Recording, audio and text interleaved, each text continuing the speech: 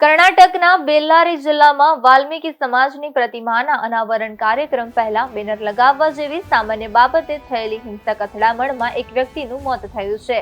આ ઘટના બાદ સમગ્ર વિસ્તારમાં તણાવ ફેલાઈ ગયો છે અને પોલીસે સાવચેતીના ભાગરૂપે મોટા મેળવડા પર પ્રતિબંધ લગાવી દીધો છે।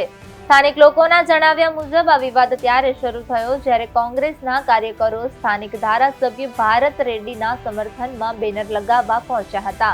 આરોપ છે કે આ બેનરો કલ્યાણ રાજ્ય પ્રગતિ પક્ષના ધારાસભ્ય જનાર્દન રેડ્ડીના ઘરની સામે લગાવવામાં આવી રહ્યા હતા, જેનો જનાર્દન રેડ્ડીના સમર્થકોએ વિરોધ કર્યો। જોતામાં બંને પક્ષો વચ્ચેની સામાન્ય બોલચાલીએ ઉગ્ર સ્વરૂપ ધારણ કરી લીધું અને પથ્થરમારો શરૂ થઈ ગયો।